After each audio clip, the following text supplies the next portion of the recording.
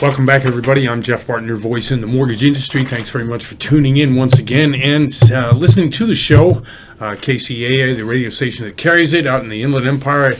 Hi, everybody, to San Bernardino and Riverside counties. Once again, we are here again trying to figure out what's going on in the mortgage market. And again, thank you for showing up and listening to the show today. We're on every weekend, Saturday and Sunday, as you're driving around. So I appreciate that. If you want to see us, go to mortgagevoice.com, jeffbartonthemortgagevoice.com. Not .com. What am I saying? It's Jeff Barton, the Mortgage Voice on YouTube.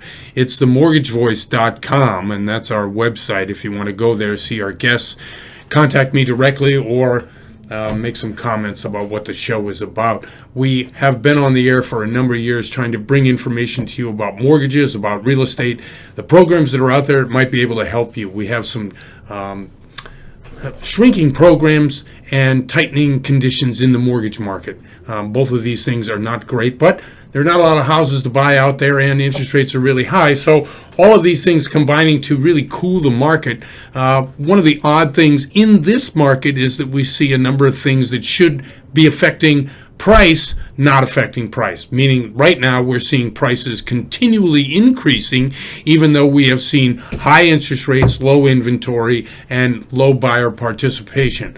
All of these things should really signal lower prices, but have yet to do so. Like the confounding information that came out about consumer spending today. We saw consumer spending go up 0.7%, about double of what we thought it would come out, especially since we've seen wholesale prices, producer price index, all of these things rise as well, meaning that inflation is still too high. Granted, it's not 9% like it was, but at 4%, 4.7%, yeah, that's too high. Fed wants 2%. What does that mean? Fed's going to continue to raise interest rates, continue to raise their short-term interest rates on borrowing from the interbanks in order to maintain their capital requirements through Dodd-Frank. Tangentially, it's going to affect your mortgage market. It's going to affect, obviously, the payments on your car loan. It's going to affect any adjustable rate on your credit cards. Credit cards are already at 27% interest rate, probably shoot up to 36%. Outrageous, right? But consumers still spend. Now, where is this money coming from? One of the notes that I had today was, okay, the spending, retail sales are up. Consumer spending strength, how long will it go on? Is this still a part of money received from, the pandemic $1,200 checks that were sent out, or any number of other pandemic-related relief? Now, those programs have really ended how long ago? Almost a year ago now. But we still see an incredible amount of spending by the consumer. Now, yes, we've seen credit card debt increase. And will this drive the consumer who has money in their house but is driving up their credit card bills in order to pay off those credit card bills? Are they going to refinance? Will we see in 2024 a return to a more normal refinance market? Well, as we said earlier in the show, we've got this lockup thing going on, and locking up your money in your house is a problem. So when we talk to people in the industry, okay, what are the ways by which you can take money out of your house without disturbing that great interest rate that you got during COVID? Only a couple ways that you can do that. Take out a second, do a HELOC. Now, a lot of people are resisting the second mortgage. And one of the reasons is, obviously, it's high interest rate. But if you've got a mortgage right now, let's say you're paying $100,000 mortgage. This is just an example. And you want to take a percentage that you have in your house out of your house through a second mortgage that's going to be probably 8%, let's say.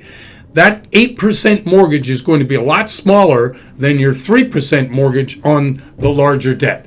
It's also going to sit in second position, and they have something called a blended rate. Now, the blended rate is usually the first and second combined, but you have to understand that you have a lower second mortgage than you do a first mortgage, and that second mortgage shouldn't be as high because the amount of money you're taking out. Maybe on the $100,000 you're taking 10% out, which is, you're taking $10,000 out. Or on $1 million, you're taking $100,000 out. Well, $100,000 is a lot less if you have a 60% mortgage at $600,000 at 3%, $100,000 at 8%. Well, obviously that 8% mortgage is $800 a month, roughly.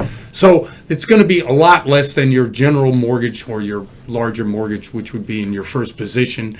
The first mortgage at, whatever that is, if it's $1 million and you've got a 6% more, you've got a $600,000 mortgage at 3%. Well, now you're talking on simple interest, $1,800 a month. That's still $2,700 a month, $3,000 a month on your monthly mortgage is still pretty small when you're taking a $600,000 mortgage.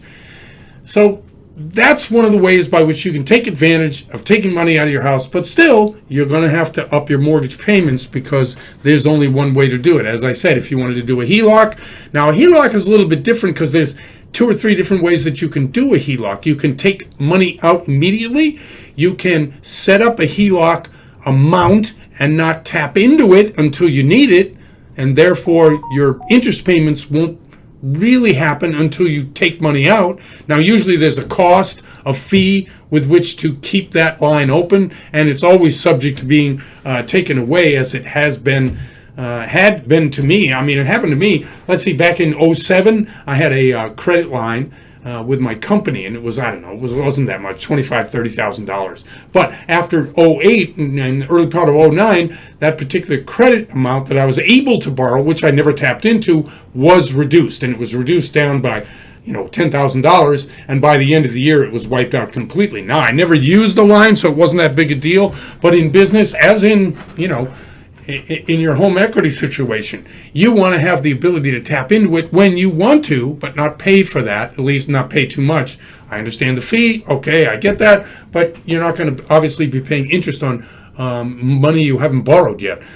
So these 2 ways, the second or the HELOC, and the HELOC done 1 or 2 different ways, is the only way that you can tap into that equity. And that, in and of itself, it's a problem. So how do you tap into the equity?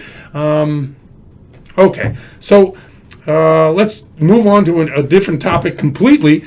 ADUs in tent cities for the unhoused. Okay, there's a lot of things going on in major cities across the U.S., not just major cities, but obviously in other areas, rural areas. Unhoused, which is the way homeless are now being described, unhoused, is a problem. And it's a problem not only for the people who are unhoused, but for people who are paying for public services. In my own particular town, the unhoused are, all over, public beaches, parks. And to be able to solve that problem in Los Angeles County, and of course this is also in San Bernardino and Riverside counties, cities have allowed residents to set up an additional dwelling unit, an ADU. The ADU itself is to be streamlined through the processes of getting it approved. Now, that's an expense for the homeowner so that they can use that additional dwelling unit to house unhoused or rent it out to people who need housing. The tent city thing is about having a closer to where the unhoused exists currently. A lot of problems with the unhoused is that they want to have freedom, they don't want to have constraints, they don't want to have their name given in terms of registering people in the unhoused units, whether it's a hotel or whether it's other means by which cities take care of this kind of problem. And it is a problem because, obviously in cities like San Francisco, which has been widely advertised, I guess advertised, it depends on what news you watch, right? Really ruining a lot of what San Francisco is, which is a beautiful city, and a place by which people want to visit. Well, it's really hurting the tourism industry in that city, as it is in terms of if you want to go on public transportation, if you want to use public facilities, if you want to go to public parks. It's difficult because you have a population living there. Okay, so tent cities are unused land in cities having tents, actual tents, run by certain organizations with which to house the houseless or the unhoused people. it is a good way by which that particular problem, and there are some problems, but there's safety issues, there's food issues, and there's mental health issues, all of these issues to be addressed within the confines of a safe sleeping area, which is kind of what they're calling it. I thought it was a really good idea. I still think it's a good idea, and interesting to see what you think. Anyway, we're up against it. It is Jeff Barton for the Mortgage Voice, and we'll be right back.